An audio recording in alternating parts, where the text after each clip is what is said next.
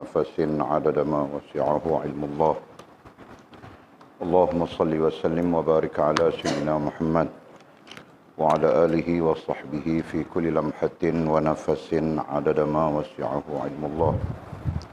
اللهم صل وسلم وبارك على سيدنا محمد وعلى آله وصحبه في كل لمحة ونفس عدد ما وسعه علم الله.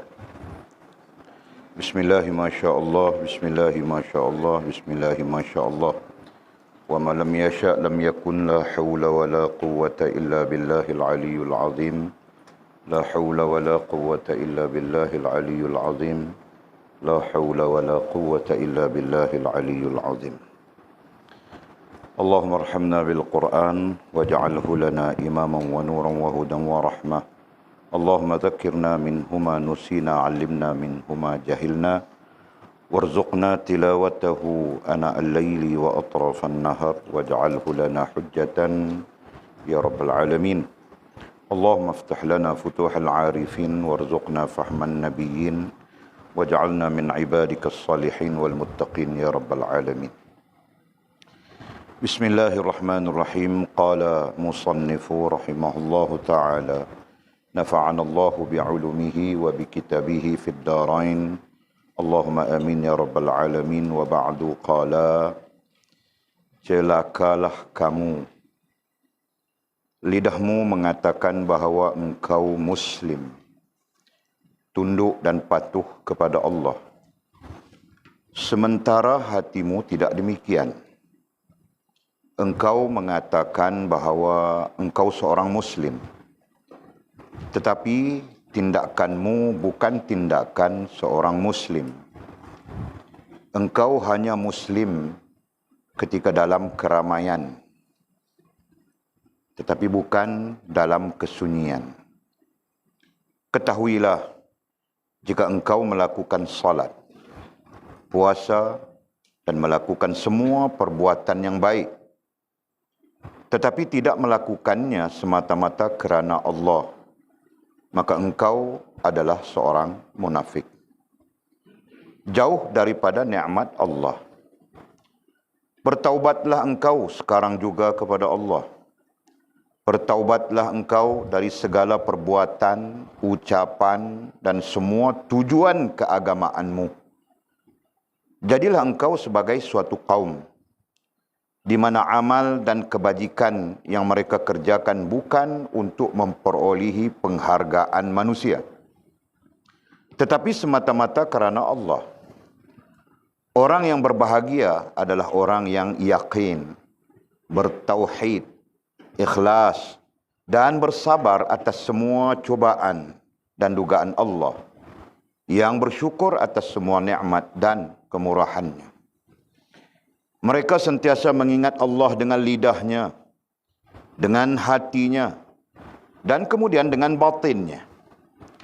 Apabila mereka menerima penghinaan daripada manusia, mereka terima dengan wajah yang tenang dan bibir yang tersenyum. Di sisi mereka, raja dan maharaja di dunia ini adalah orang-orang yang terasing. Sementara manusia dan semua penduduk bumi ini, menurut pandangan mereka, adalah mayat. Orang-orang mati, lemah dan sakit-sakitan. Keinginan mereka kepada syurga seakan-akan mampu menghancurkan perhatian mereka kepada semua makhluk. Sementara neraka di tangan mereka seakan-akan padam. Tidak di langit, tidak di bumi, dan tidak pula di antara keduanya. Disatukannya arah mereka sehingga mereka menjadi satu tujuan. Mereka bersama dengan dunia dan segala isinya, sehingga mereka terwujud bersama akhirat dan segala isinya. Lantas mereka bersujud kepada Tuhan dunia dan akhirat. Mereka bertemu dengannya dan orang-orang yang mencintainya. Mereka berjalan bersamanya dengan hati mereka, sehingga mereka pun mampu mencapainya, mendapatkan pertolongan sebelum mereka sendiri menemukan jalan untuk memperolehi pertolongan. Mereka membuka pintu, yakni hijab, yang ada di antara mereka dan dia. maka dia mengingat mereka. Selama mereka mengingatnya, maka pakaian yang mereka pakai seakan-akan menimbulkan ingatan kepadanya. Mereka akan hilang, yakni fana, bersama selain Allah dan akan wujud bersamanya. Alhamdulillah, kita panjatkan setinggi-tinggi syukur pada Allah SWT. Karena sekali lagi pada malam yang berbahagia ini kita berkumpul, berhimpun untuk meneruskan pengajian kita. Merujuk kepada kitab kita, Al-Fathur Rabbani ala Faidhur Rahmani, karya asalnya. Dan kemudian diterjemahkan dengan menjadi kekasih Allah. Ya, dalam bahasa Melayu, dalam bahasa kita. Dan syukur pada Allah Subhanahu Wa Taala, berlangsung pengajian kita dah sampai ke majlis ketiga. Ya, berarti kita telah pun mendapat tuntunan Maulana Mursyid kita Syekh Abdul Qadir Jailani rahimahullah taala berdasarkan kepada kitab Fathur Rabbani ini adalah bagaimana untuk kita menjalankan kehidupan kita di dunia ini sekaligus kehidupan yang kita jalankan di dunia ini menghubungkan kita dengan Allah Subhanahu Wa Taala. Itu adalah bahagian daripada kesimpulan apa yang telah kita pelajari. Ya, jadi musannif Maulana Mursyid kita mau mengajak kita bagaimana kita nak menjalani kehidupan daripada kita lahir mungkin sampai kepada kita mati. Ya. Daripada kita terwujud di dunia sampai kita kembali kepada Allah Subhanahu Wa Taala. Kehidupan yang kita jalani itu daripada umur 1 hari sampailah umur kita berapa puluh tahun pun, ya, aktiviti apa yang kita lakukan daripada umur kita 1 hari sampailah ke umur berapa puluh tahun pun, ya, apa yang kita ambil, ya, daripada kita umur sehari sampailah umur kita berapa puluh tahun pun, bahkan sampai kepada mati. Nah, semua ini menghubungkan kita dengan Allah Subhanahu Wa Taala. Rupa-rupanya kehidupan yang menghubungkan kita dengan Allah Subhanahu Wa Taala tidak lain bermula dengan zuhud, ya, yang kita belajar dalam majlis kedua, ya, bermula dengan zuhud. Nah, zuhud itulah kehidupan. Ya, jika kita memakaikan ke dalam diri kita zuhud, nah zuhud itulah nantinya menghubungkan kita dengan Allah Subhanahu Wa Taala dan sekaligus menjadikan kehidupan kita itu kehidupan yang selamat dan menyelamatkan. Ya, kehidupan yang bahagia dan membahagiakan, kehidupan yang indah dan mengindahkan, kehidupan yang baik dan membaikkan. Daripada dunia sampai di hadapan Allah Subhanahu Wa Taala di hari akhirat kelak. Ya. Dan rupa-rupanya zuhud itu merupakan bahagian daripada sunnah baginda Nabi kita sallallahu alaihi wasallam dalam menjalani kehidupan. Ya. Sebab itu satu sisi pandang kepada baginda Nabi kita sallallahu alaihi wasallam, beliau seperti miskin, ya kan? Satu sisi pandang kepada baginda Nabi kita sallallahu alaihi wasallam berdasarkan kepada sirah, ya.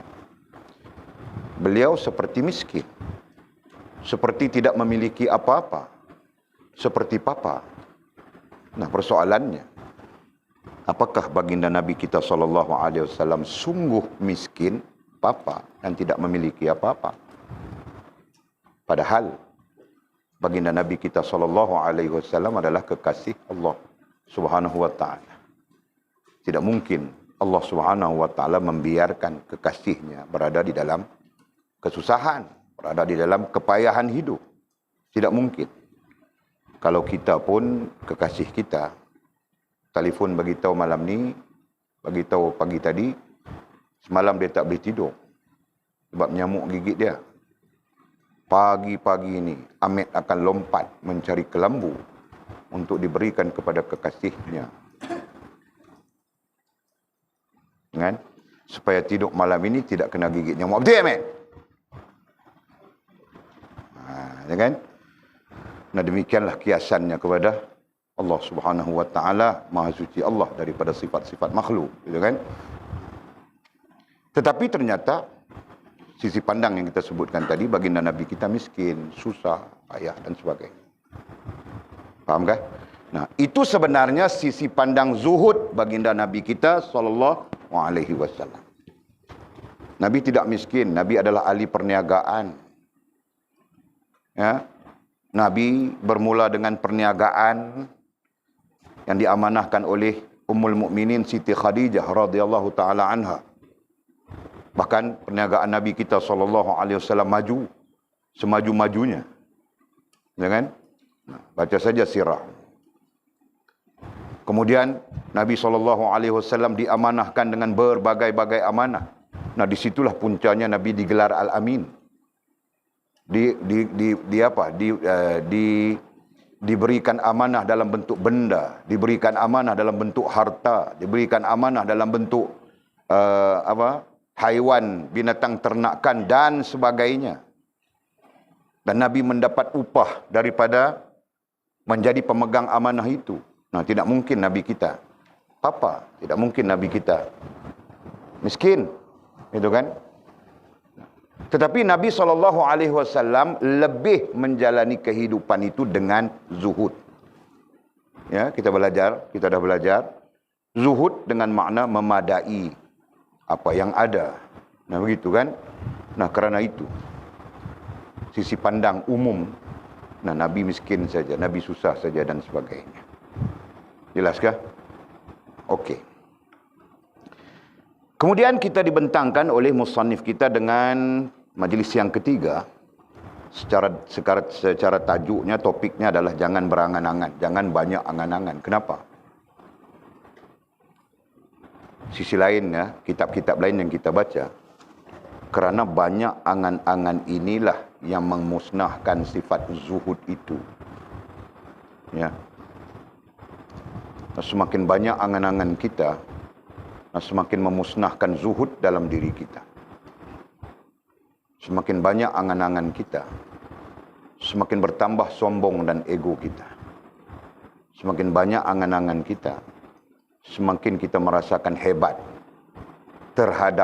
diri terhadap Allah Subhanahu wa taala.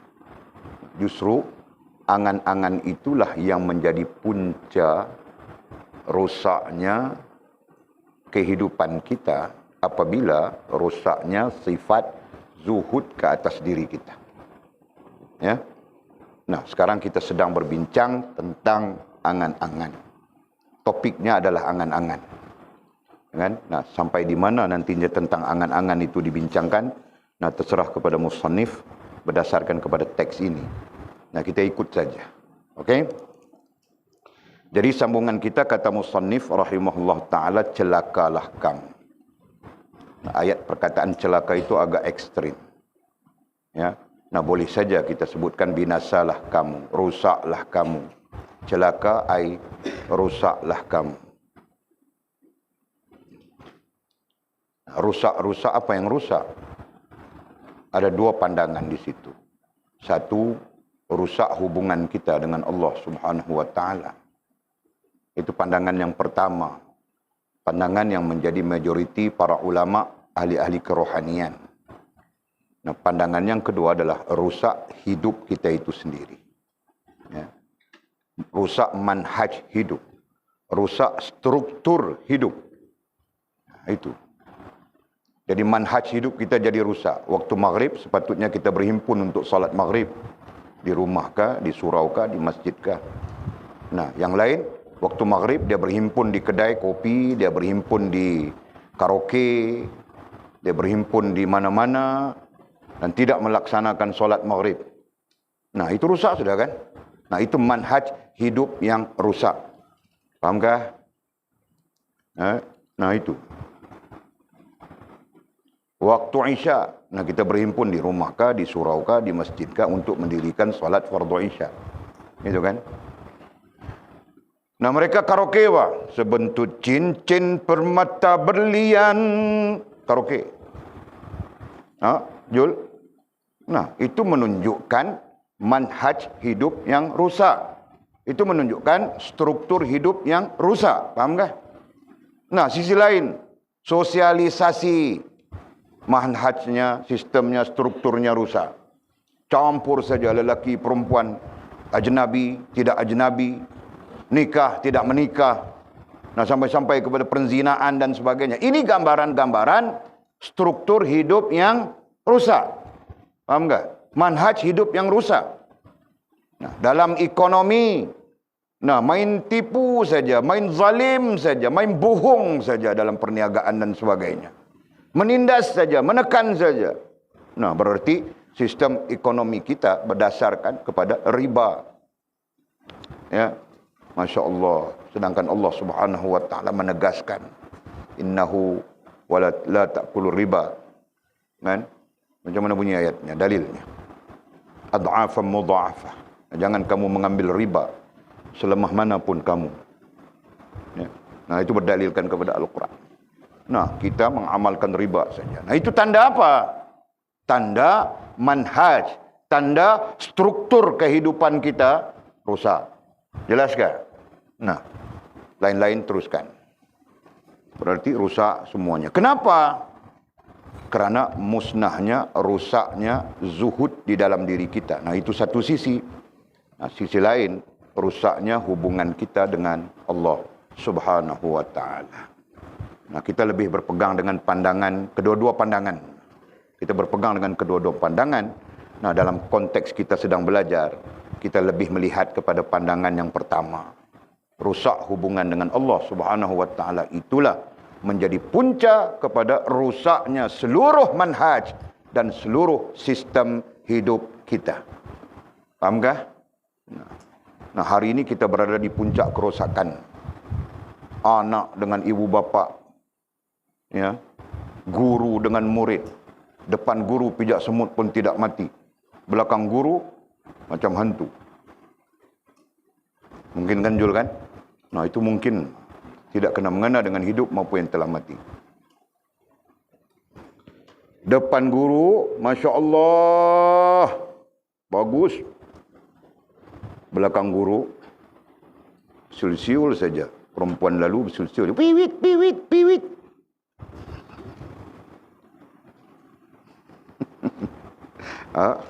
Tidak kena mengena yang hidup maupun yang telah mati. Ya, bangkil ya. Nah, itu saja. Rusak semuanya kan? Rusak semuanya. Yang perempuan-perempuan tidak mau menutup aurat mereka. Menunjul-nunjul semuanya. Yang lelaki-lelaki tidak tahu menjaga pandangan mereka. Geram segalanya. Ya kan? Nah, akhirnya berlaku kerosakan-kerosakan dalam sosial. Allah, ya Allah. Nah, semua ini apa? Semua ini gambaran, tasawur yang menunjukkan kerosakan. Sama ada hubungan kita dengan Allah ataupun kerosakan manhaj ataupun struktur hidup kita. Nah, akhirnya kita menjadi seperti haiwan semuanya kan? Kita menjadi seperti haiwan. Benar yang Allah Subhanahu wa taala sebut di dalam Quran, "Walaqad zara'na li jahannama katsiran minal jinni wal ins, lahum qulubun la yafqahuna biha, lahum a'yunun la yubsaruna biha, lahum uzunun la yasma'una biha, ulaika kal an'am bal hum adall." Sungguh neraka jahanam itu tempat mengisi jin dan manusia. Kenapa? Jin dan manusia yang rosak hubungan dengan Allah Subhanahu wa taala. Jin dan manusia yang rosak struktur hidup, manhaj hidup mereka. Lahum qulubun, kenapa? Mereka mempunyai hati, la yafqahuna biha, tapi hati itu tidak dapat memberi manfaat dalam menghubungkan mereka dengan Allah Subhanahu wa taala. Hati mereka cuma bermanfaat dalam menghubungkan mereka dengan dunia mereka. Hari-hari pikir mau kaya macam mana. Hari-hari pikir, hari-hari berangan-angan. Itu kan. Hari-hari, setiap masa, setiap keadaan, jaga saja. Nah, pikir macam mana mau tipu orang itu. Macam mana mau tipu orang ini. Macam mana mau dapat duit banyak ini. Nah, pikir itu. Nah, itu secara terbuka. Nah, secara khususnya, yang mengaji, macam mana mau tipu Walid. Macam mana mau tipu Pak Haji Napia. Macam mana mau tipu Pak Haji Jafar. Macam mana mau isap rokok daun di dalam bilik air orang perempuan. Hari-hari pikir begitu. Ya kan? Yang lain pula fikir macam mana mau bercinta supaya Walid tak nampak di belakang kandang kambing.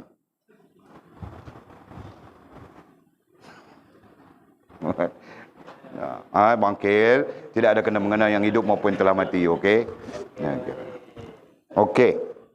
Nah, itu contoh, ya, contoh. Walid sebut ini sebagai contoh untuk memberi satu tasawur, memberi satu gambaran bahawa apabila kita rusak hubungan dengan Allah, maka rusaklah sekaliannya. Ya, perlahan-lahan struktur hidup kita, manhaj hidup kita menjadi rusak dan rusak dan rusak. Sebab itu jangan kamu orang pelik, ya. Sekarang bertudung bagus, bah. 5 tahun akan datang, nah, buang tudungnya, jadi artis dia. Jadi model. Jadi pramugari. Ya kan? Jadi pramugari Lion Air. Jadi jangan pelik. Nah, itu ku ingatkan saja, ya. Walid ingatkan kepada kamu orang, ya. Nah, semuanya kenapa? Kerana rusak manhajnya. Okey? Nah, jadi perkataan musannif, celakalah kamu. Rusaklah. Kita ambil makna yang paling sederhana. Rusaklah kamu. Nah, jangan kita rusak, ya. Jangan kita rusak hubungan dengan Allah Subhanahu wa taala. Tolonglah diri kita. Kasihanilah diri kita. Kasihanilah rohaniah kita dan jasmaniah kita. Ya. Kesian rohaniah kita, kesian pada jasmaniah kita. Nanti terdakwa di depan Allah Subhanahu wa taala. Ya. Dengar kita dalam hadis baginda Nabi, kulitmu akan memarahimu. Telingamu, matamu, apapun yang dipinjamkan oleh Allah Subhanahu wa taala pada tubuhmu. Nah, kita belajar sudah tentang pinjaman itu kan. Nah, akan menuntut daripadamu. Mata menuntut daripada kita. Nah, kerana kau degil, kerana kau tidak mendengar, kerana kau tidak belajar, kerana kau tidak mendengar hadis Nabi, ayat-ayat Allah Subhanahu wa taala. Nah, hari ini kerana kau mata mendakwa, semuanya mendakwa kita. Fahamkah? Allah, ya Allah. Jadi jangan, ya, janganlah kita menjadi hamba-hamba yang rusak. Janganlah. Carilah ruang, peluang, jalan supaya kita menjadi hamba yang mempunyai hubungan yang baik dengan Allah Subhanahu wa taala. Nah, walaupun kita bukan yang terbaik, ya, tetapi kita berusaha untuk menjadi yang terbaik sekurang-kurangnya dan menjadi nilai di sisi Allah Subhanahu wa taala. Mimi, paham tak? Nah, kita bukan yang terbaik. Walid bukan yang terbaik, tapi Walid mau menjadi yang terbaik. Berusaha untuk menjadi yang terbaik. Nah, mudah-mudahan lagi 8 hari masaku itu Allah mengampunkan sekalian dosaku. Doakan, ya. Okey. Jadi katanya celakalah kamu, celaka apa tadi? Rusaklah. Nah, nanti pencerahan di dhabit kitabnya, pencerahan itu rusak hubungan dengan Allah Subhanahu wa taala. Okey.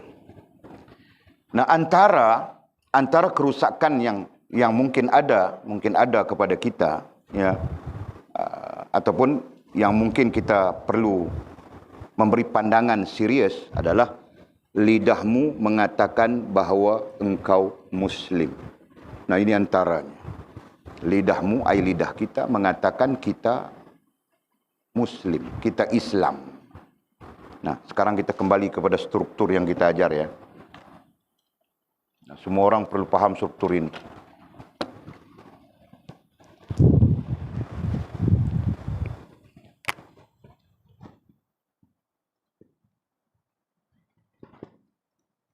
Struktur yang paling dasar, ya, datang dari diri kita sendiri, agama, dan Allah Subhanahu wa taala.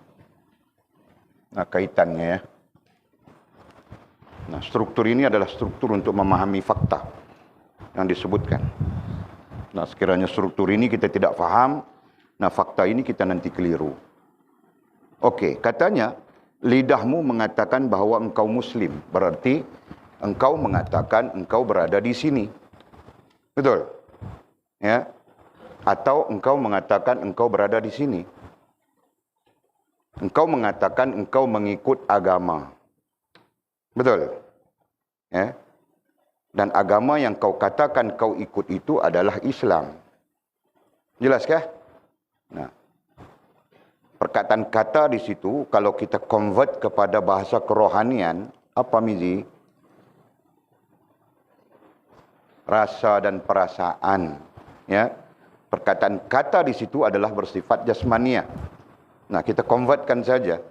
Kita convert kepada istilah kerohanian, istilah rohaniah. Istilah apa? Istilah ilmu kerohanian. Nah, artinya adalah rasa dan perasaan. Jadi, engkau merasakan engkau beragama, mengikut agama, gitu kan? Atau engkau merasakan engkau Islam, beragama Islam. Nah, begitu kan? Nah, mengata ai merasakan. Babit bangkil. Nanti kau mau baca pada orang salah. Mau mengajar orang kan? Nah, jadi babit ba. Nah, semua keadaan kita begitu kan? Semua keadaan kita, ya. Nah, kita di situ bukan anak-anak Sabah kita saja. Kita di situ semua mengatakan dan merasakan, betul? Ya kan? Faham kah? Nah, kita semua dalam keadaan yang sama. Mengatakan, nah itu satu. Dan yang kedua, merasakan. Nah, kecuali kita Hindu. Sheila, nama Sheila adalah Lechmi, anak perempuan Lechmanan. Nah, mustahil Sheila akan rasakan Lechmi, anak perempuan Lechmanan. Mustahil dia mengatakan dia beragama Islam, mustahil kan? Nah, kalau dia yang mengatakan aku beragama Islam, nah namanya bukan Lechmi lagi, tahu kah? Nah, namanya Sheila Lechmi. Nah, itu mungkin saja, Pak. Okey? Nah. Okey. Nah, begitu juga merasakan. Tidak mungkin yang tidak beragama, kita beragama tadi ya, atau mengaku beragama, mengatakan, merasakan, nah istilahnya nanti mengaku ya, beragama dengan Islam, tidak mungkin dia akan merasakan dia Islam, tidak mungkin. Berarti yang mengata dan merasakan mereka adalah Islam, sudah tentu mereka berada atau mereka terkait, begitu kan? Sudah tentu mereka terkait dengan agama Islam itu sendiri. Betul? Paham kah? Nah, terkait itu istilah kita. Adapun dalam istilah ilmu ada dua saja. Hubungan yang pertama dan yang kedua perhubungan. Nah, itu istilah ilmu. Ya. Paham kah? Nah, jadi orang yang mengatakan atau orang yang merasakan dia beragama Islam. Nah, pada dasarnya dia mempunyai hubungan dan perhubungan. Pada dasarnya. Jelas kah? Nah, yang menjadi isu dalam pengajian, apakah hubungan ini benar? Apakah perhubungan ini benar? Nah, itu yang menjadi isu. Paham kah? Nah, tadi kita sebut sudah. Ya, kita sebut di awal tadi. Kita sebut terkait dengan orang-orang yang manhaj ataupun struktur kehidupan mereka rosak. Nah, Maghrib, ya mereka berada di kedai kopi. Ketawa, kungkang. Mau bilang apa? Kita mau cakap apa bangkit? Oh, mereka tidak boleh solat, mereka datang haid. Haid apa? Jantan semuanya. Kalau jantan pun datang haid, itu bukan haid bangkil, itu buasir. Nah, aku mau kasih tahu saja. Nah, nanti suami-suami kamu orang mana tahu kan? Kau marah dia. Kenapa kau tidak solat bang? Ni waktu maghrib ni. Aku buasir bilangnya. Oh buasir. Bukan buasir, dia bilang apa? Aku kedatangan haid ni. Oh dia datang haid. Okey. Nah, lelaki tidak ada haid ya. Nah, kalau datang dia tunjuk punggungnya berdarah itu. Bilang apa? Nah, buasir, tahu kah? Paham sudah. Tetapi mereka tidak mempedulikan solat. Ketawa, serono, ya. happy, kok pembohong, sembang bohong penuh. Betul kan? Nah, jadi soalan yang terbangkit di sana, soalan yang tercetus di sana, apakah benar mereka mempunyai hubungan dengan Allah? Nah, ini ya, hubungan datang ke sini. Hubungan datang ke sini. Ya, pada dasarnya datang ke semua hal. Ya, kemudian perhubungan nantinya datang ke sini. Nampakkah? Nampakkah? Mimi, kau nampak kan Mimi? Nah, apakah mereka mempunyai hubungan yang benar dengan Allah? Dan mereka mempunyai perhubungan yang benar dengan Allah melalui agama. Betul kan? Nah, agama mana yang mengajar waktu maghrib, waktu sepatutnya berhimpun untuk mendirikan solat maghrib, kemudian mereka ini nganga di kedai kopi, minum kopi, bohong-bohong di kedai kopi, nah tidak mempedulikan solat maghrib. Nah, agama mana yang ngajar itu? Faham kah? Nah, boleh tengok juga bah Hindu, walaupun tidak kaji secara serius. Nah, lalu saja, nah jam 6 petang semua ada di tokong. Tungtang. Nah, berarti agama Hindu mengajarkan sembahyang juga dalam versi Hindu, ya, di tokongnya, di kuilnya, ya, pada waktu petang. Faham kah? Nah, pada dasarnya semua agama ada majelis sembahyangnya dalam versi-versi mereka. Betul kan? Nah, yang mengaku, yang mengatakan, yang merasakan dia beragama dengan Islam, nah tiba-tiba pada waktu yang ditetapkan oleh Allah Subhanahu wa taala salat, nah itu terkait dengan perhubungan, ya, salat adalah perhubungan. Nah, mereka nganga di kedai kopi. Jelaskah? Faham ke bangkit? Pada waktu yang ditetapkan puasa sebulan, nah mereka bawa plastik hitam, berpeluh plastiknya. Kan? Sibuk mencari tempat-tempat yang apa? Tempat-tempat private tu kan, tempat-tempat yang tidak ada orang dan sebagainya. Lah, kenapa jadi begitu? Nah, mereka tidak pun melaksanakan apa yang namanya perhubungan secara benar, ya, yang diajarkan oleh agama. Nah, ini berarti perhubungan tidak benar, maka hubungan juga tidak benar. Paham enggak? Nah, itu. Paham sudah? Jika perhubungannya benar, berarti hubungannya benar. Nah, itu kemungkinannya. Nanti kita belajar. Bukan, kita belajar sudah sebenarnya. Tentang bagaimana hubungan orang-orang nifak, ya, dengan Allah SWT. Bagaimana hubungan orang-orang yang mukmin dengan Allah SWT. Bagaimana hubungan orang-orang yang fasik dengan Allah SWT. Nah, kita bincang sudah Makil kan? Nah, kau ingatkah? Kau jangan saja, bah. Itu berarti kosong, bah, tidak ingat. Kita bincang sudah Mizi? Ya. Kita bincang sudah Sheila? Ya, okey, bah. Nah, jangan biar bincang itu tinggal bincang. Kamu orang ingat tidak juga. Nah, lepas ini ku marah. Taukah? Nah, balik kembali. Lidahmu mengatakan bahawa engkau Muslim. Nah, kita bimbang keadaan seperti yang kita sebutkan tadi. Ya. Kita bimbang keadaan yang kita sebutkan tadi. Lidah kita mengatakan kita Muslim. Berarti kita Islam. Berarti strukturnya begitu. Aku beragama Islam. Mengatakan atau kita merasakan. Nah, itu keadaan yang lazim ke atas semua orang. Ya. Semua orang Islam, semua orang yang kita yang terkait dengan Islam, sama ada keturunan kah, macam manakah? Nah, itu.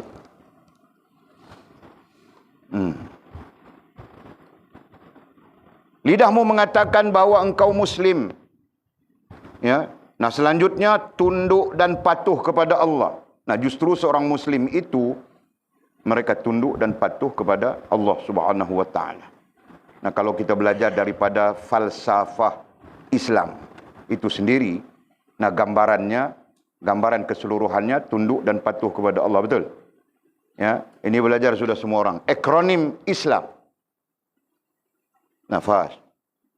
Kau punya tugas memberi paham semua yang ada di dalam majlis ini bahwa akronim Islam itu sendiri adalah falsafah dalam memahami Islam.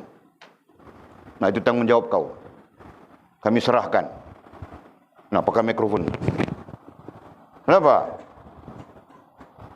Nah, sebulan kau tidak lalu makan nasi nanti. Ha? Mau pakai mikrofon kah? Nah, tidak mau kau teriak-teriak, keluarkan suara jantanmu.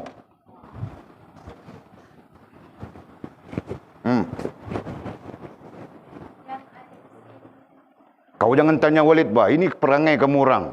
Walid bagi soalan, kau jawab dengan soalan juga. Siapa yang ngajar kamu orang begitu? Ada yang mengajar kah? Nah, Walid tanya soalan, bagi jawaban saja. Nanti peringkat lain, bah, satu peringkat soalan dijawab dengan soalan. Itu peringkat lain kan? Ki? Itu peringkat master lah. Peringkat PhD.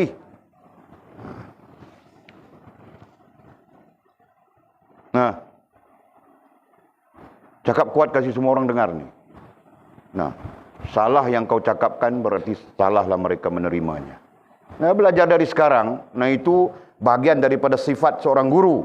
Nah, begitu kan? Salah guru menyampaikan.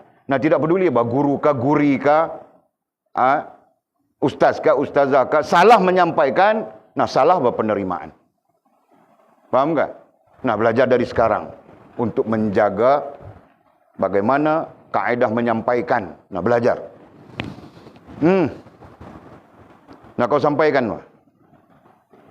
Nah, ramai yang tidak tahu ini. Bukan semua orang tahu. Ramai yang tidak tahu. Nah, Walid pun tidak tahu juga, Pak. Teruskan. Nah, jangan ambil masa yang panjang. Kita mau mengaji banyak ini. Baru berapa ayat saja.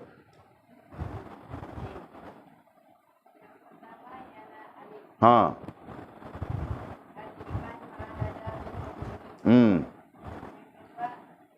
kau tidak terjemah, mana paham Makcik Ina tu. Berkatanya Makcik Ina, fahamkah iman ma'ada bil mu'minin? Nah, dia nanti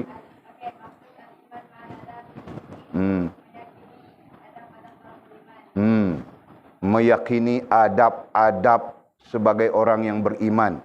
Meyakini dan melazimi. Nah, tambah satu lagi istilah, ya. Meyakini dan melazimi. Jangan kau yakin saja tapi kau tidak melaziminya. Itu kan? Nah, itu kaum munafik saja. Begitu, Bang. Iman ma'ada bil mu'minin, alif yang pertama. Okey, terus. Alif. Yang kedua sin, apa? Salamatul ummah wal musyarakah wal bilad. Nah, itu terkait dengan apa? Nah, itu terkait tanggungjawabnya. Tanggungjawab kita sebagai seorang Islam itu adalah menyelamatkan umat atau masyarakat kita, atau negara kita sendiri. Nah, itu tanggungjawab kita. Sehingga diterjemahkan salamatul ummah, menyelamatkan ummah dan masyarakat itu diterjemahkan dengan al-amru bil ma'ruf wan nahyu 'anil munkar. Menyeru mereka, mengajak mereka kepada kebaikan, mencegah mereka daripada kemungkaran, dan itu merupakan sebahagian daripada ganti tugas baginda Nabi kita sallallahu alaihi wasallam. Nah, itu belajar sudah semua orang. Okey. Nah, terus selanjutnya. Lam. Apa? Luzumul ihsan fi kulli makanin wa zamanin. Nah, apa?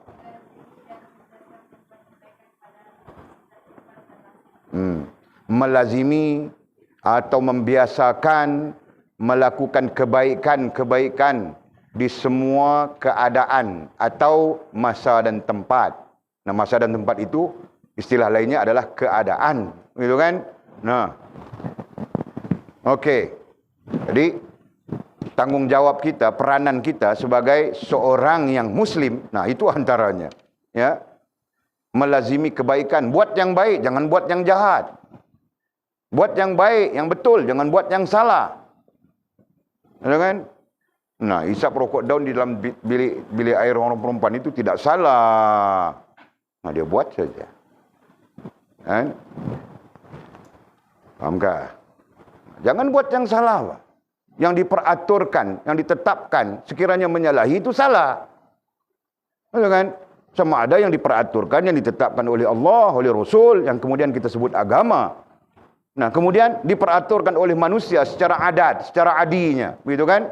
Nah, lampu merah di jalan, itu adi, itu bukan syarak, tahu tak? Bangkil. Lampu merah, hijau, kuning, apa lagi satu? Merah, hijau, kuning, itu kan? Nah, itu adat. Kalau kau langgar lampu itu pun kau tidak akan murtad. Bukan kau langgar, kau cross jalan tidak peduli ke lampu. Nah, itu pun tidak murtad. Kau langgar lampu itu pun kau tidak murtad. Paham enggak? Nah, tetapi dari segi adinya salah, betul? Nah, merah kena berhenti, Pak. Jangan. Hijau. Nah, hijau jalan. Kuning. Ah, kuning bersedia, Pak. Mau berhenti, mau jalan begitu kan? Nah, jadi kamu orang paham. Jelas kah? Nah, kalau kau tidak mau mengikutnya, berarti kau tidak mau patuh. Merah kau mau jalan, kuning kau mau terbang, hijau kau mau lompat. Nah, terserah. Tapi kau akan masuk lokap. Atau kau mati seperti katak di atas jalan. Nah, begitu kan? Paham nggak? Jadi yang adi, jika sekiranya telah ditetapkan, perlu diikut. Nah, maksudnya begitu. Ya? Selama mana tidak memudaratkan, tidak memberi kemudaratan. Nah, itu kita belajar dalam usul fiqh nantinya. Okey. Nah, sekarang lam luzumul ihsan, buat yang baik. Ya. Ada banyak kebaikan yang boleh kita buat. Kau mau buat jahat, buat apa, bangkil? Kan? Ada banyak kebaikan kita buat sambil subhanallah, alhamdulillah, Allahu akbar, kau beli kuih. Nah, alhamdulillah. Subhanallah, alhamdulillah, tidak kau tengok saja. Geram saja yang jual kuih itu. Nah, itu jahat juga, bangkil kan? Mata kita jahat. Nah, itu contoh. Kan? Nah, jangan jahat. Baik dengan mata, baik dengan telinga. Nah, itu secara fizikalnya, berarti jasmaniahnya. Nah, baik dengan akalmu, lebih-lebih lagi, baik dengan hatimu maupun tingkah lakumu. Nah, jangan. Ya, jangan buat yang namanya jahat. Ya kan? Nah, kalau dulu kita sudah buat, tinggalkan saja. Minta ampun pada Allah SWT. Aku tahu bah, dulu ada yang tarik-tarik gam saja.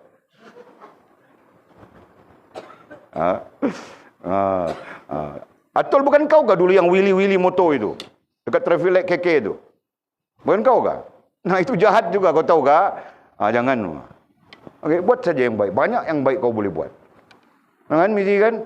Nah, kau rajin bah, petang yang tidak ada apa, kau pergi rumah Ayah Ahmad. Ayah Ahmad, saya mau sapu sampah rumah Ayah Ahmad ni. Keliling. Nah, itu kerja yang baik. Bukan salah. Kan? Mau buat jahat buat apa? Ini kau mau wili ATV. Macam mana ATV itu kau mau wili? Orang tidak pernah wili ATV, kau tahu tak? Okey. Nah, faham sudah sekarang? Ya? Lam, terusnya Fas. Alif. Nah, apa? Ummatul ijabah fid dunya wal akhirah. Nah, kira-kira maksudnya apa? Nah, berusaha menjadi umat yang diterima. Nah, itu sebahagian daripada peranan kita ya, sebagai individu yang mengaku Islam. Kita sedang bincang di sana tadi, ya kan? Sebagai orang yang mengaku, nah, mengatakan, merasakan bahwa dia adalah Islam. Ya, jadi salah satunya adalah berusaha untuk menjadi umat yang diterima. Ya, ummatul ijabah fid dunya wal akhirah, umat yang diterima. Nah, di sana disebut ya, di dunia dan di akhirat. Dua hal itu. Berusaha berarti ada peranan, gitu kan? Ada peranan, ada tugas yang perlu dilakukan supaya diri kita ya diterima oleh Allah Subhanahu wa taala di dunia dan di akhirat. Bukan kita keras macam kayu. Ya. Nah, buat kita saja malam tengok TV, siang tengok TV, lepas tengok TV main game, lepas main game tengok fashion, lepas tengok fashion tengok bedak, lepas tengok bedak tengok lipstick, lepas tengok lipstick tengok apa lagi orang perempuan ni kita mau cakap? Tengok apa? TikTok. TikTok ya, betul tak? Nenek-nenek pun main TikTok sudah sekarang ni. Kan? Nah, lepas tengok TikTok, nah, last kali tidur. Lepas tidur bangun, lepas bangun makan, lepas makan tengok lagi TikTok. Lepas tengok TikTok tidur. Nah, begitu bah. Kan? Besok itu bukan kehidupan muslim. Ya kan? Jelaskah? Kenapa? Terkait dengan yang kita sebutkan tadi. Kehidupan muslim itu antaranya adalah berusaha untuk memastikan diri kita diterima oleh Allah Subhanahu wa taala. Nah itu. Bukan berarti kita berfikir urusan. Nah di sana kita sebut urusan. Kita berfikir urusan diri kita diterima atau tidak diterima oleh Allah Subhanahu wa taala. Bukan saja di dunia, nah kan sampai di akhirat kelak. Jelaskah? Ini tidak fikir bah, makan tidur, kerja, makan tidur. Ya, tidak fikir yang lain. Tidak fikir urusan dirinya bagaimana, diterima atau tidak diterima oleh Allah SWT, mengamalkan agama Allah SWT atau tidak, dan sebagainya. Nah ini bukankah satu bentuk kehidupan yang tidak diajar oleh Al-Quran maupun baginda Nabi SAW. Nah betulkah tidak diajar oleh Al-Quran? Al-Quran menegaskan sudah di sana kan? Ya ayyuhalladzina amanu taqullaha haqqa tuqatih wa la tamutunna illa wa antum muslimun. Jangan kau mati ya. Nah bilang Allah SWT, jangan kau mati. Melainkan kau dalam keadaan berislam. Kau dalam keadaan mengamalkan Islam. Nah bukan ayat walid, itu ayat daripada Allah Subhanahu wa taala. Betul? Ya? Ayat berapa, surah berapa mu'jamnya? Ya ayyuhalladzina amanu taqullaha al-jumu'ah. Bukan Jumu'ah. Ya ayyuhalladzina amanu taqullaha haqqa tuqatih wa la tamutunna illa wa antum muslimuna. Al-Hafiznya ada. Ayat berapa? Surah berapa, Amin?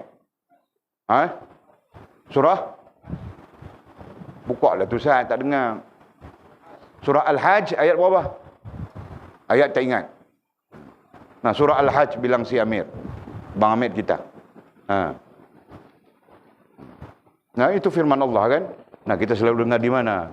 Hari Jumaat. Surah Ali Imran. Amir kantui kan? Amir kantui dia kata surah Al-Hajj. Nah, Walid pun kantui dengan Amir. Walid tak hafiz. Biar betul Amir. Tak apa, silap kita maafkan, tak apa. Nah, surah apa tadi? Surah apa ni?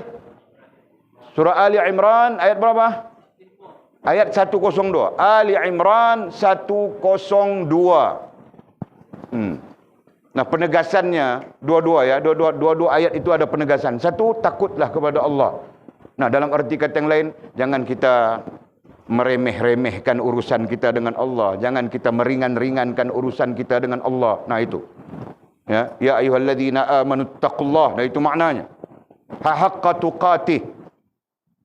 Ya, makna maudhu'inya. Makna tafsir, bukan makna lafzi. Ya, kalau makna lafzinya takutlah kepada Allah dengan sebenar-benar takut. Nah itu makna lafzi. Makna maudhu'inya, nah sebutlah tadi. Ya, apa? Nah, pikirkan urusan kita dengan Allah Subhanahu wa taala. Nah, jangan kita menjadi hamba-hamba yang tidak memikirkan urusan kita dengan Allah Subhanahu wa taala. Dan ayat terakhir dari sana. Nah, itu penegasan terkait dengan hal kita. Wala tamutunna illa wa antum muslimun. Jangan kamu mati ya, melainkan dalam keadaan kamu berislam. Nah, itu yang kita sebutkan tadi. Ummatul ijabah. Sebab itu kita perlu berusaha, ya, bersungguh-sungguh bahkan membina diri kita supaya diterima oleh Allah Subhanahu wa taala di dunia dan di akhirat kelak. Jelaskah? Nah, lanjut. Mim. Nah, apa? Mautu bihusnil khatimah. Nah, apa tu? Kira-kira apa? Meninggalkan dunia ini. Nah, istilahnya mati dengan keadaan yang baik. Nah, keadaan yang baik itu disebut husnul khatimah. Nah, itu juga merupakan sebahagian daripada bentuk pencarian. Nah, kita nanti mau kembali kepada Allah dengan nama kematian, dengan kematian yang baik. Nah, kematian yang baik itu berlaku apabila kita memulakan kehidupan kita itu dengan kehidupan yang baik, gitu kan? Dan kehidupan yang baik itu adalah kehidupan yang berdiri di atas syariat Allah Subhanahu wa taala. Nah, maka kita mudah-mudahan terlepas daripada mati tengah karaoke. Kan? Ada orang yang mati tengah karaoke, tahu tak? Nah, tahun 90 berapa? 97 dulu. Walid pulang daripada Gopeng, daripada Ipoh, pindah ke sini, 97. Meninggal. Ini tidak boleh cerita tempat kepada kamu orang. Meninggal ketika tengok Piala Dunia. Piala Dunia, bola. Ketika tengok bola, Piala Dunia. Nah, masa Piala Dunia itu, nah kamu orang mana tahu bah orang perempuan? Tahu tak? Nah, okey. Nah, masa Piala Dunia itu, kalau rumah-rumah kayu itu bergegar rumah, betul kan? No. Oh, no! Tiba-tiba jam. Nah, terjadi sudah. Ini kisah benar yang ku cerita ini. Jam. Nah, orang pikir dia main-main. Mau sepak lah, mau terajang lah, mau pijak perut lah, macam-macam. Sebab orang pikir dia main-main. Jangan main-main. Kau pijak perut kau, terajang.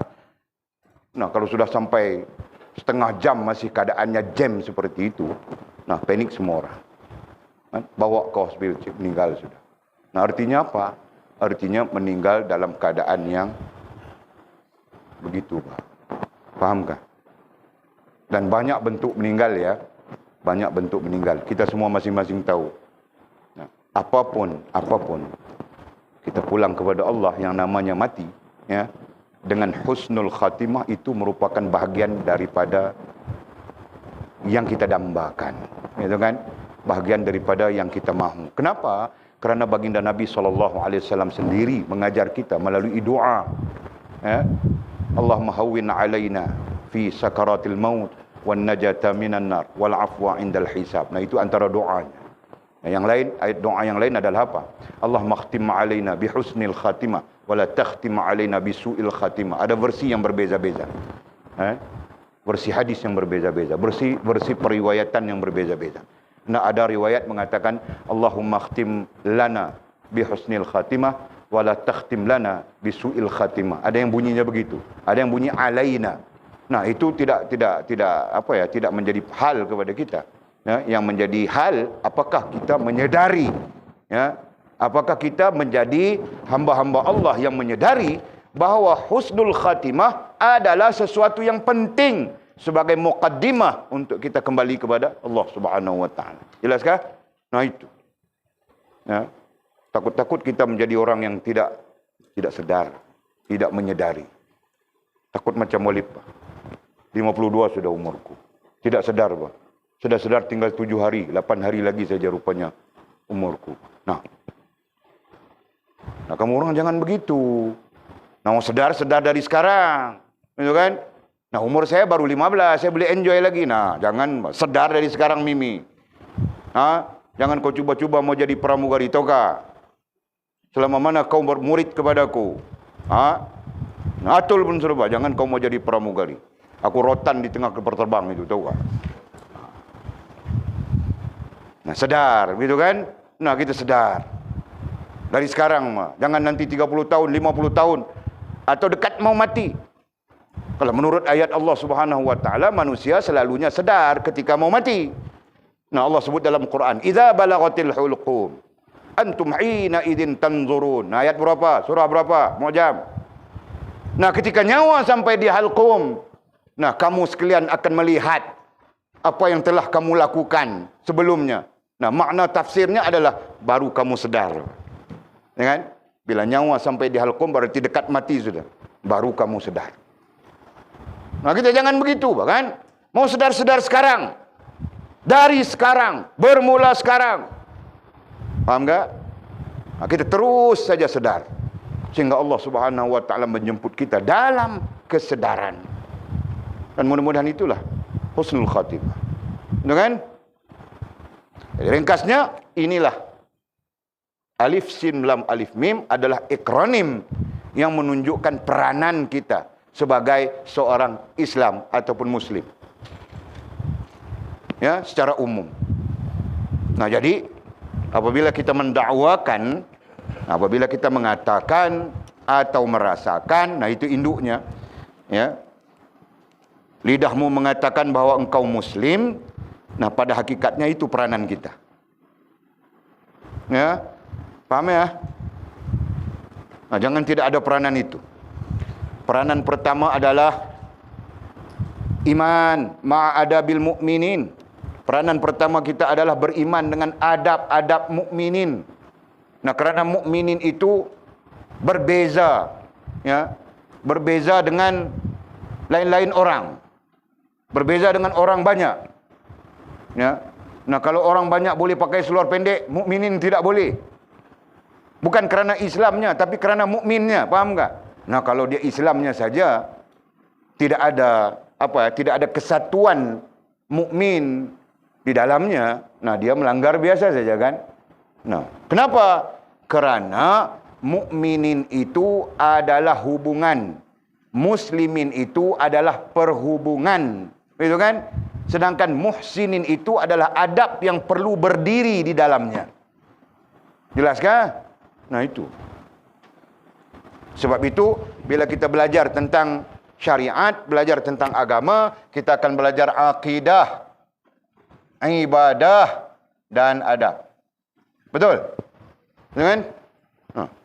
Jadi adab ini nantinya berdiri di antara muslimin, sebagai orang Islam dan sebagai orang yang beriman. Adab itu berdiri di antara keduanya, kata para ulama. Faham tak? Mungkin kau macam mabuk ketom saja, kau minum ketom kah? Jangan berkhayal-khayal bangkil ya.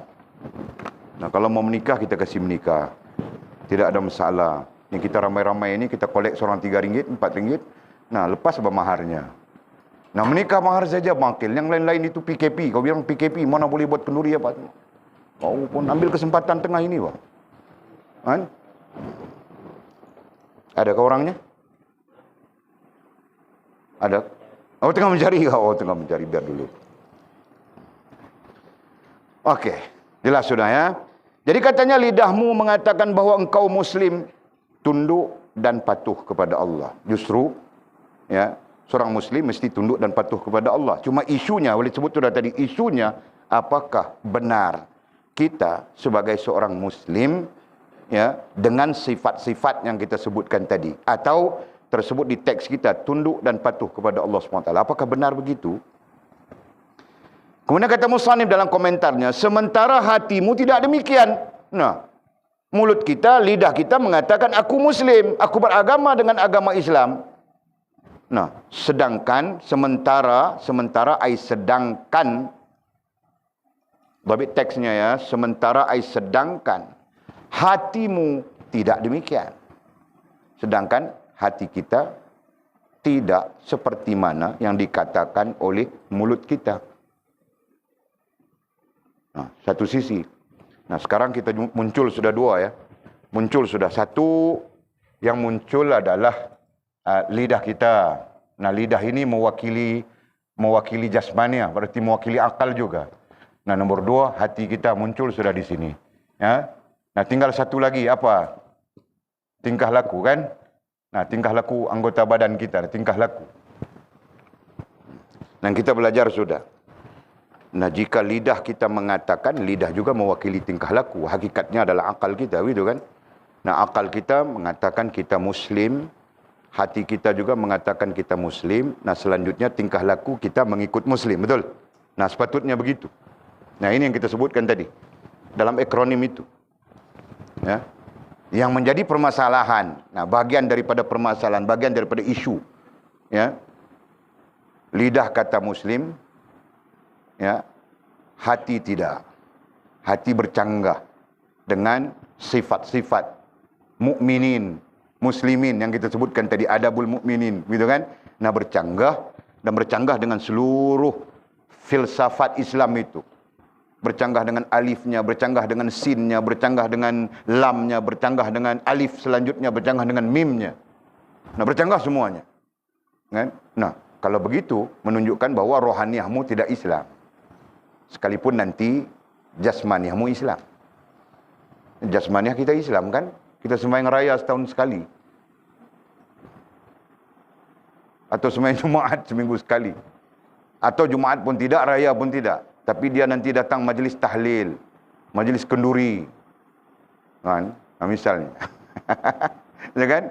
Nah, ini keadaan, ini fenomena yang berlaku kepada umat, yang sedang berlaku kepada umat.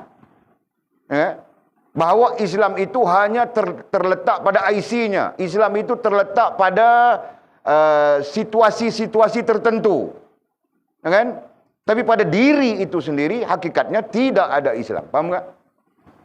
Nah, kita perlu menerima hakikat. Nabi SAW menyebut dalam hadis, Al-Islamu huwal hadarah. Islam itu adalah perkara yang hadir.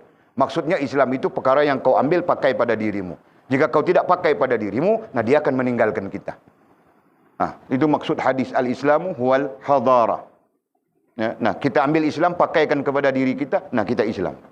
Apabila kita tidak pakaikan kepada diri kita, nah Islam keluar daripada diri kita, nah ketika itu jadi Hindu kah, jadi Buddha kah, jadi apa kah?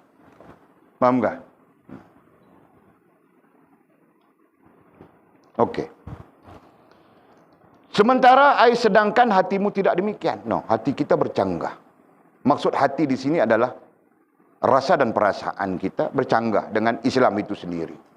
Nah, contoh, Islam menyuruh para wanitanya menutup aurat. Dalam surah An-Nisa, dalam surah Maryam, ya, menyebut tentang aurat bagi seorang wanita itu adalah begini. Nah, nantinya dia berjilbab, ya, dan jilbab itu perlu melepasi paras dada-dada mereka. Dan kemudian para fuqaha berijtihad mentakhrijkan dalil Al-Quran itu, ya. Kemudian mereka sepakat berdasarkan kepada hadis-hadis Nabi bahawa pakaian perempuan ini begini, ya. Tidak boleh fit-fit, tidak boleh ketat-ketat, begitu kan? Nah, pakaian lelakinya begini. Tidak boleh ketat juga. Yang kupelik sekarang ini, orang lelaki suka pakai seluar yang jenis macam sotong, ketat-ketat tu. Aku pelik sekarang ni. Jadi jangan ada kamu orang ya, jangan kasih Walid nampak ya. Walid tidak segan bah untuk ambil seluar kamu gunting depan-depan. Nah, Walid tidak segan.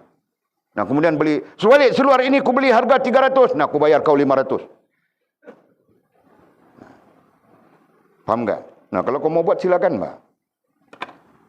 Mau 500? Nah, bawa saja kau pakai seluar itu.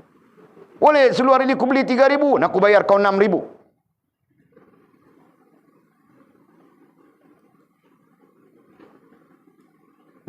Kasih aku nampak. Jangan. Jangan, bah. Yang perempuan pun jangan. Tahu kah?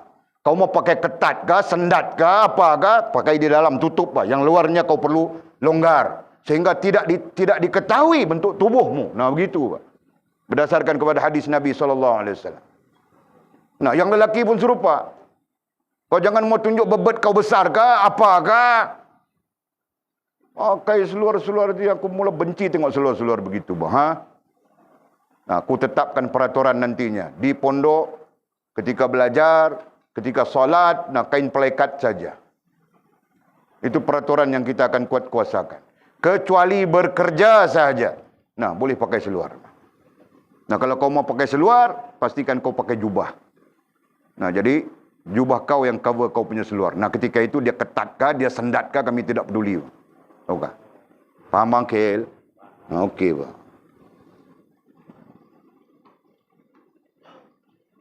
Sekarang trend macam tu kah? Ha? Trend Trend kot no? Seluar laki-laki pakai seluar ketat, tergembul. Kekam lah tengok. Ha? Trend kah apa? Lepas saya tengok banyak macam tu pas sini. Kan kita punya zaman ni berlalu. Kita pun dah 50 nak lebih maki. Kan? Dia ada masa bell bottom, kaki seluar tu sepak anak ayam mati. Kamu orang tahu ke zaman itu? Kaki seluar itu dia besar. Nah, dia jalan sana kaki seluar ni. Kalau ada anak ayam tepi, pang! Mati anak ayam itu. Tahu tak? Itu panggil bell bottom. Selepas bell bottom, dia datang casual. Dia panggil apa? Dia panggil casual ni, dia panggil apa? Dia panggil straight cut. Betul kan? Straight cut. Nah, straight cut ni budaya beza. Kalau Cina dia punya poho, dia punya besar. Kaki kecil sikit. Melayu dia straight cut, dia steady je. Kan? Habis straight cut, dia main pula dah menentang pelak sotong-sotong ni. Dia main pula dah. Jadi pastikan jangan kamu orang pakai begitu ya, wahai anak-anakku, dengarlah. Ya. Aku tidak mengambil apapun kepentingan daripada kamu orang. Yang kucakapkan itu adalah sesuatu yang menjaga syariat pada setiap kamu orang. Faham tak? Nah. Jangan.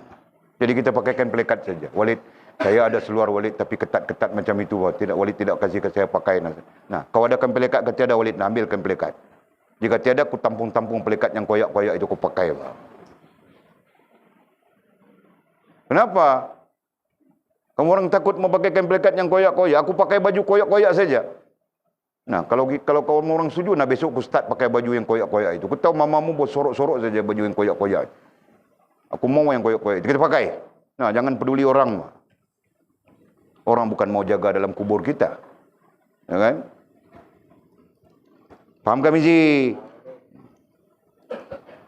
Okey. Engkau mengatakan bahawa engkau seorang Muslim. Nah, ini repeat ya.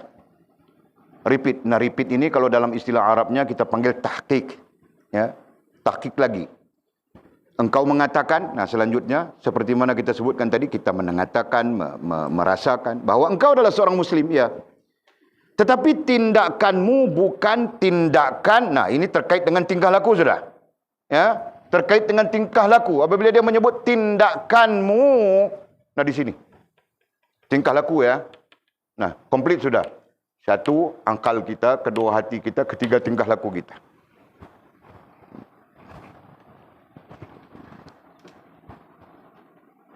Engkau mengatakan bahawa engkau seorang Muslim. Tetapi tindakanmu ai tingkah lakumu bukan tindakan seorang Muslim. Bukan tingkah laku seorang Muslim. Nah, bagaimana mau mengatakan tingkah laku seorang Muslim? Waktu maghrib, orang sedang azan maghrib, kau nganga di kedai kopi, sembang bohong. Ya kan? Macam mana mau katakan itu tingkah laku seorang Muslim? Nah, dia musafir, bah. Musafir apa? Hari-hari ku nampak muka dalam Bukit Selambau saja. Ya kan? Nah, apalagi mau katakan dia haid. Nah, kalau ada di antara kita yang buasir, nanti belajar fiqh orang buasir ya. Macam mana mau solat orang yang buasir. Begitu. Nah, berdarah kan bangkil, mau solat macam mana berdarah? Nah, ada fiqhnya. Orang buasir kau tahu tak? Tahu buasir? Macam mana? Kau cerita.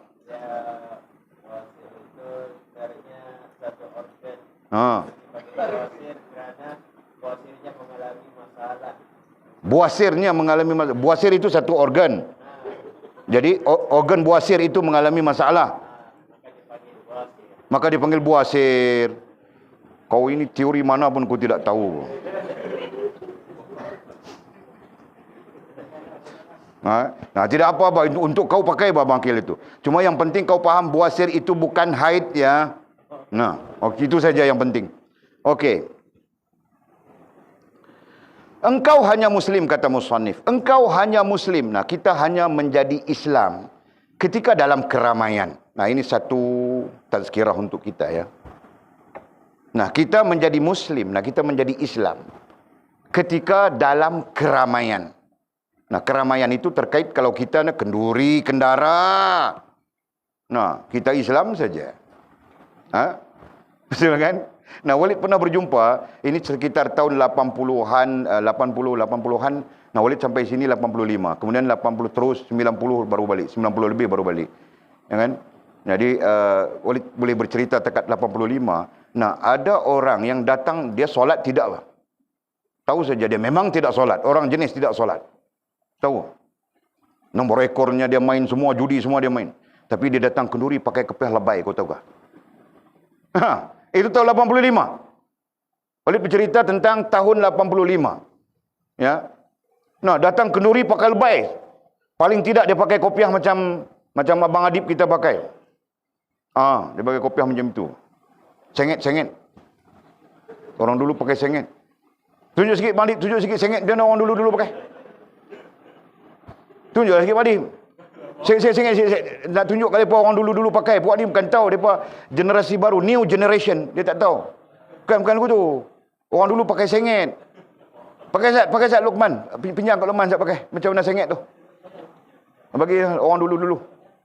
Muadib dia segan untuk menunjukkan. Nah, nanti kau ambil Walid punya, yang panjang, yang tingginya sekaki setengah tu. Mana duduk kopiah, mai kopiah tinggi tu? Ada dalam dom sana. Kamu orang jangan periksa kopiah aku ya. Berantu tahu kah? Ini pakai sengit. Nanti datang mengajar pakai kopiah sengit itu. Okey, nah itu contoh ya, contoh saja. Nah, engkau hanya muslim ketika dalam keramaian. Nah, ada keramaian yang muslim, yang sifatnya muslim, kenduri kah, apa lagi ya? Majlis khatan kah.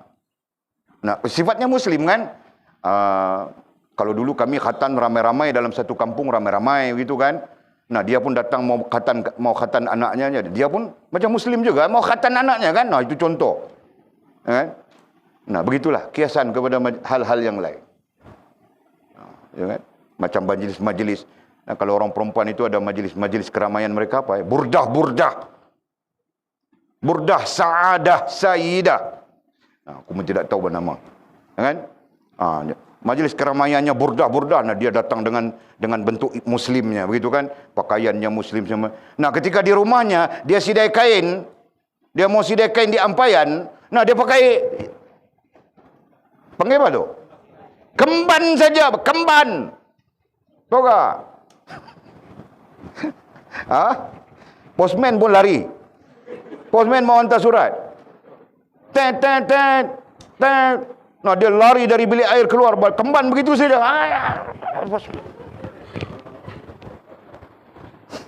Kemban lagi, kain itu basah lagi, nah melekat saja di badan. Ini postman yang cerita kepadaku. Tahu tak? Tapi bila burdah nanti dia kenakan dengan tudungnya, dengan pakaiannya, sedondon semuanya. Sedondon, tahu tak? Nah, ini keadaan umat ya. Ini sebahagian daripada keadaan umat. Nah, kita renung saja. Okey? Itu gambaran-gambarannya. Engkau hanya muslim ketika dalam keramaian. Takut, bimbang, kita pun dalam keadaan yang sama. Nah, dalam keramaian, Masya Allah, aurat kita jaga begini, begitu. Nah, serban kita begini, ridak kita begini, tasbih lagi di tangan. Tasbih bukan yang 100, yang 1000. Kan? Nah, semua bagus saja. Nah, ini satu keadaan-keadaan yang mungkin terjadi dalam kita, pada diri kita, yang perlu kita beri perhatian. Ya, jadi engkau hanya muslim ketika dalam keramaian, Masya Allah, tetapi bukan dalam kesunyian. Nah, ketika kau kesunyian, ketika kau seorang diri, nah kau jadi hantu. Mungkin begitu kan? Nah, dalam keramaian kaulah ustaz, kaulah guru, kaulah begitu, kaulah begini. Nah, dalam keseorangan kaulah hantu. Ya. Tidak dapat telefon, warak bukan main. Dapat telefon, nah batang hidung kau hilang. Buat apa? Rupa-rupanya melihat orang-orang miskin, melihat perempuan-perempuan yang miskin, yang tidak berbaju, dengan penuh simpati. Masya Allah. Ya kan? Nah, itu contoh saja. Tidak ada kena-mengena yang hidup maupun telah mati, bangkil. Contoh saja, kan? Nah, Masya Allah. Itu satu nasihat, satu tazkirah untuk kita melihat kepada diri kita. Apa mungkin kita berada di dalam keadaan-keadaan ini? Nah, jika ya, pastikanlah untuk kita berubah. Kenapa? Karena kecelakaan sedang berada di depan kita. Kerana kerosakan sedang berada di depan kita. Ya. Kenapa? Kerana kerosakan hubungan dengan Allah Subhanahu wa taala sedang berlaku kepada kita. Sama ada kita sedar ataupun tidak sedar. Nah, sudah tentu tidak sedar kan? Pengaruh kepada hubungan itu adalah sedar diri. Nah, jika dia tidak sedar, jika dia tidak terpengaruh dengan hal yang kita sebutkan, berarti dia tidak sedar diri. Nah, begitu saja kan? Allah, ya Allah.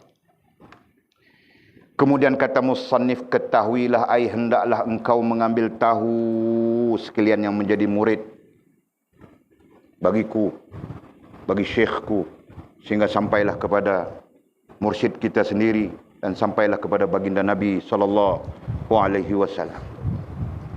Hendaklah engkau mengambil tahu. Jika engkau melakukan salat, puasa dan melakukan semua perbuatan yang baik.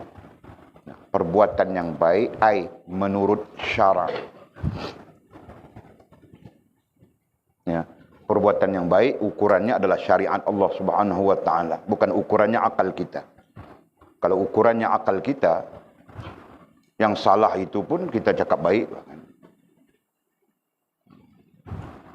Seorang lelaki datang menjemput anak dara kita untuk tengok wayang. Seorang lelaki datang menjemput anak daraku, dan anak daraku itu namanya Mimi. Bilang dia, "Walid, saya mau jemput Mimi." "Mau ke mana kamu?" "Mau tengok-tengok wayang." "Pergi tengok wayang." Okey, pergilah. Ya, hati-hati ya. Pulang awal ya. Nah, itu saja yang dipesan oleh ibu bapa kan. Pulang awal, hati-hati. Nah, itu saja yang dipesan, betul kan?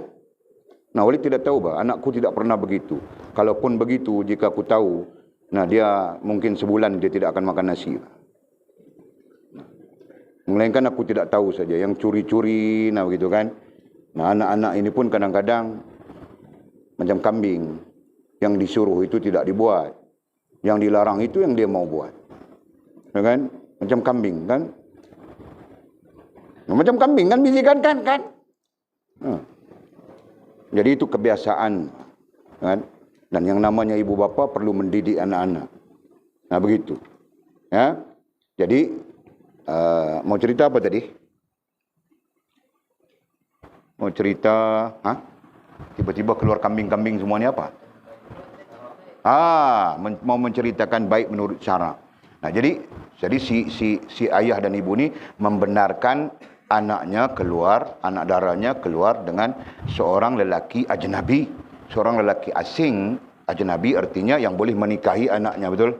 Itu kan? Yang bukan mahram, berarti boleh menikah.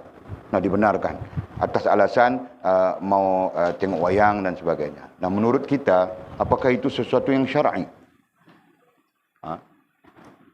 Nah, menurut Musyilah, apakah itu sesuatu yang syar'i? Sesuatu yang dibenarkan agama? Tidak kan? Nah, semua kita faham itu. Betul? Nah, tapi ibu bapa sekarang begitu, Pak. Nah, faham kan? Nah, ibu bapa sekarang begitu. Dia melihat bahwa itu adalah sosialisasi. Itu adalah satu bentuk sosialisasi apa? Satu bentuk muamalah. Dalam fiqh, dalam fiqhnya bilang muamalah, satu bentuk interaksi, ya, satu bentuk interaksi yang bagus.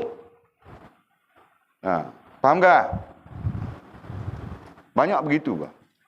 Masya Allah. Nah, tiba-tiba jadi macam-macam di luar sana. Allah Subhanallah. Okey, boleh faham tak? Jadi ibu bapa tadi melihat itulah yang baik. Sedangkan syarak mengatakan itu tidak baik. Nah, sekarang kita mau ikut yang mana? Nah, yang syarak kan? Nah, jadi ibu bapa tadi tidak mengikut syarak. Nah, itu. Perlu paham begitu. Untuk kita berpegang teguh bahawa syariat itu perlu ukurannya Al-Quran dan Sunnah Nabi. Perlu ukurannya Allah dan Rasul. Bukan ukurannya akal kita. Nah, itu tahqiqnya. Okey. Jika engkau melakukan salat, puasa dan melakukan semua perbuatan yang baik, tetapi tidak melakukannya semata-mata kerana Allah. Nah, kau melakukannya tidak semata-mata kerana Allah. Nah, ini mau bahas ini saja, mau sampai jam 12 malam kita tidak makan nasi. Mau bahas kerana Allah saja. Nah, malam ini kita ada kenduri. Nah, semua dijemput makan kenduri. Lauknya adalah gulai batang pisang. Gulai batang pisang campur Hindustan, Pakistan, Bangladestan, Bukit Selambaustan. Jadi kita makannya. Semua orang dijemputnya, jangan ada yang tidak makan. Nah, kalau bilang makan sudah, makan lagi. Okey. Jadi Walid mau cakap ringkasnya begini saja, ya. Tetapi tidak melakukannya semata-mata kerana Allah. Walid timbulkan persoalan di situ, ya. Sesuatu yang mau dijadikan kerana Allah bermula dengan engkau mengenal Allah. Nah, babitkan ayat Walid itu. Itu ayat keramatnya. Ya. Nah, itu bukan ayat biasa-biasa. Itu ayat keramat itu. Ya. Sesuatu amal yang dilakukan yang boleh, yang mau dijadikan kerana Allah. Nah, berarti kerana Allah itu bukan cuma percakapan. Ramai orang bercakap kerana Allah, kerana Allah, kerana Allah, kerana Allah, kerana Allah. Nah, tinggal percakapan.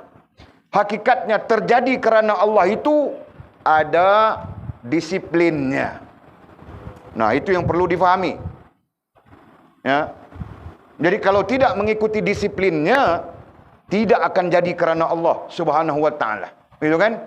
Nah, apalagi kalau kita beranalogi, mau datang surau saja banyak kerana sudah. Kerana pertama, bini marah duduk di rumah. Kerana kedua, tembakau habis. Kerana ketiga, sembang dengan kawan-kawan siang hari belum selesai. Kerana yang keempat, mau panggil makan kenduri. Kerana yang kelima, mau kasih tahu aku pun ahli masjid juga, ahli surau juga. Kerana yang keenam, nah berapa kerana ada? Terakhir baru kerana Allah Subhanahu wa taala. Betul kah? Boleh faham kah? Nah, kalau orang perempuan, mungkin kerana yang termasuk di sana adalah mau kasih tahu aku pun cantik. Boleh jadi kan? Nah, faham kah Faz? Atau kerana mau cari calon-calon. Nah mungkin. Nah itu kemungkinan ku bilang. Tidak ada kena mengena yang hidup maupun telah mati. Faham tak? Nah tersusun bah kerana itu. Dari nombor 1, 2 sampai 10 kerana. Yang ke-11 itu baru kerana Allah. Ketika kita datang ke surau. Mungkin begitu kan?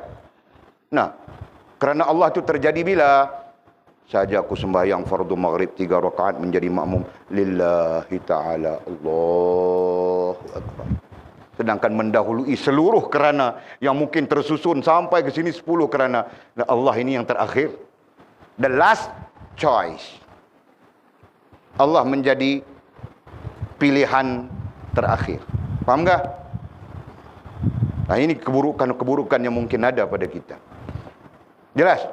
Nah jadi sebab itu Walid meletakkan satu konsep ya. Satu konsep kita bilang tadi.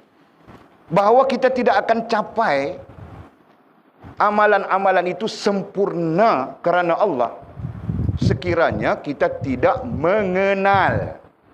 Nah, di sanalah kenapa para ulama antara lain meletakkan mengenal Allah itu sebagai satu kewajiban dalam hubungan. Ya. Rasionalnya adalah kita bilang sudah kemarin, kita bercakap sudah kemarin antaranya kalau tidak kenal. Nah di situ kemudaratannya, betul kan? Nah anak dara kita ramai-ramai di Malaysia ini antaranya jadi kaldai dadah di negara orang.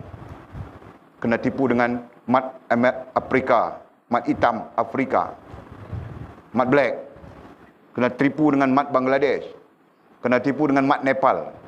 Kena tipu macam-macam. Tahukah kamu orang? Ramai yang begitu. Tersangkut di sana, tersangkut di sini, tersangkut duduk penjara sana 20 tahun, duduk penjara di sini 15 tahun tersangkut. Nah, rupa-rupanya ada hubungan dengan mat black Afrika. Ada hubungan dengan itu, ada hubungan dengan ini. Kan? Nah, terpengaruh, ikut dan sebagainya. Jadi bila disiasat, rupa-rupanya mengikut orang yang baru kenal 2 hari, 3 hari, sebulan, 2 bulan, bercinta dan sebagainya. Nah, akhirnya jadi begitu. Jadi rasionalnya adalah kerana apa? Kerana mereka pada hakikatnya tidak kenal lelaki itu. Ya kan? Nah, tapi terpengaruh. Nah, demikian bahayanya. Demikianlah kita dengan Allah Subhanahu wa taala. Jadi tuntutan mengenal lebih-lebih lagi diberati dari ilmu kerohanian. Dari sudut ilmu kerohanian. Nah, begitu. Okey? Jadi katanya Walid ulang ayatnya. Jika engkau melakukan salat, puasa dan melakukan semua perbuatan yang baik, tetapi tidak melakukannya semata-mata kerana Allah. Nah, kau lakukan tidak semata-mata kerana. Kenapa? Kerana kau tidak kenal Allah Subhanahu wa taala. Nah, itu puncanya. Maka engkau adalah seorang munafik. Ini bahayanya. Bahayanya adalah kita nantinya tergolong dalam kemunafikan. Ya. Kerana orang munafik itu beramal kan. Nah, mereka mengikut belakang Nabi SAW. Sehingga turun ayatnya itu pada tahun ketiga hijrah. Nah, begitu. Nabi pun tidak tahu di belakangnya ramai yang munafik. Allah memberitahu kepada Nabi SAW bahawa sebahagian di belakangmu itu adalah munafik. Nah, terkejut Nabi. Ya kan? Nah, amal semuanya mengikut Nabi saja. Rupa-rupanya ada satu hal yang tidak ada pada mereka yang menyebabkan Allah menyatakan mereka itulah kazibun, pembohong. Hal yang sama boleh berlaku kepada kita. Kita pembohong kepada Allah Subhanahu wa taala. Kita pembohong terhadap agama Allah Subhanahu wa taala. Nah, boleh berlaku itu sampai hari kiamat. Nah, itulah munafik. Ya kan? Amalnya Islam, tapi sisi lain, sisi perhubungannya Islam, sisi hubungannya tidak. Nah, itu. Nanti kita bercakap itu lagi insya-Allah. Maka engkau adalah seorang munafik, jauh daripada nikmat. Nah, nikmat di situ ai rahmat. Perkataan nikmat nanti kita salah faham. Nikmat berupa kebahagiaan, ya. Nikmat berupa kesempurnaan keperluan, itu kita bilang nikmat, ya. Nah, jadi perkataan yang sebenarnya adalah rahmat Allah Subhanahu wa taala.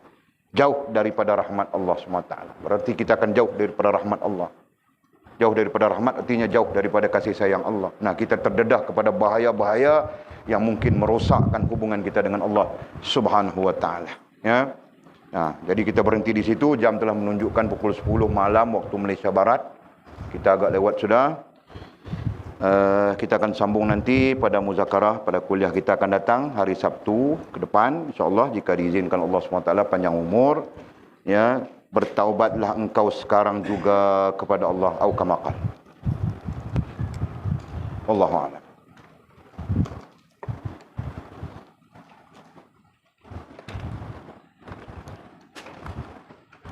Nah, ada soalan kah?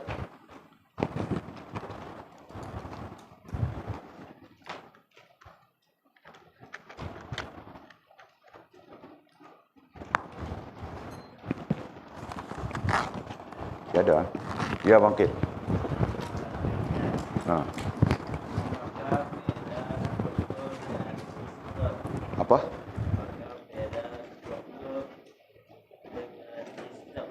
Nah, tidak ada beza, Pak. Jadi kau jangan paham istilahnya satu-satu. Ya, kalau kau cuba memahami istilahnya itu satu persatu, bukan level kau, bukan tingkat kau. Nah, kau paham sistem, struktur, manhaj, nah satu hal yang sama saja.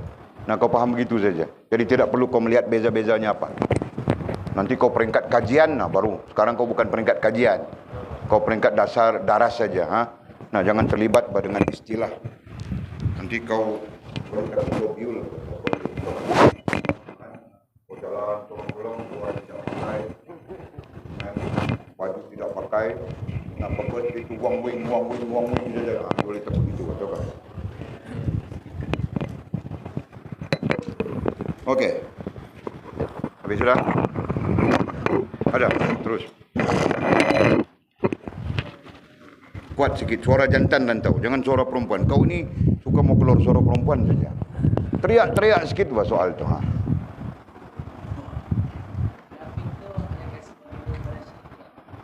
Syirik adalah syirik dalam ilmiah. Secara ilmiahnya syirik adalah syirik, munafik adalah munafik, kafir fasik adalah fasik. Nah, begitu kan? Nah, nantinya syirik dengan munafik itu dalam konteks hukum disebut kafir. Anda fahamkah? Nah, dalam konteks hukum disebut kafir, begitu. Jadi syirik, terminologi syirik itu khusus untuk keterkaitan dengan pemikiran, perasaan, tingkah laku yang kafir. Gitu kan? Nah, keterkaitan dengan munafik itu pemikiran, perasaan yang kafir, tapi tingkah lakunya muslim. Nah, begitu. Fahamkah? Nah, jadi jelas perbezaannya. Terminologi yang berbeza dari segi ilmiah, tapi dari segi hukum sama saja. Jadi syirik itu pun kafir, munafik itu pun kafir. Yang khilaf di kalangan ulama adalah fasik saja. Nah, kita bincang sudah itu kan. Nah, fasik itu ada ulama yang mengatakan kalau kecenderungannya kepada syirik, syiriklah dia. Kecenderungan kepada nifak, nifaklah dia. Ya kan? Kalau kecenderungannya masih kepada mukmin, cuma jahat dia. Kan? Dia mukmin macam Mizi. Cuma jahat saja. Nah, itu tidak menyebabkan jadi kafir. Berdosa saja. Kan? Nah, ramai-ramai pergi jaga kambing sana, hisap rokok daun di sana. Nah, itu pun fasik juga, kan? Wallahu a'lam. Tidak ada kena-mengena yang hidup maupun telah mati Tirmizi ya. Nah, contoh saja. Nah, clear Okey, ada soalan lain? Tiada. Bismillahirrahmanirrahim. Alhamdulillahirabbil alamin. Wassalatu wassalamu ala asyrafil mursalin sayyidina maulana Muhammad wa ala alihi washabihi ajma'in. Allahumma iftah lana futuhal 'arifin warzuqna fahman nabiyyin waj'alna min ibadikas salihin. Allahumma ihdinas siratikal mustaqim siratal ladzina an'ama Allah minan nabiyyin was-siddiqin wasyuhada'i was-salihin. Allahumma rabbana iftah bainana wa bain qaumina bil haqq wa anta khairul fatihin. Allahumma a'inna ala dhikrika wa syukrika wa husna ibadatik. Allahumma faqihna fid din wa 'allimna at-ta'wil. Allahumma faqihna fid din wa 'allimna at-ta'wil. Allahumma faqihna fid din wa 'allimna at-ta'wil. Wa sallallahu ala sayyidina Muhammadin wa ala alihi wa sahbihi wa baraka wa sallam. Walhamdulillahi rabbil alamin. Taqabbalallahu minna wa minkum.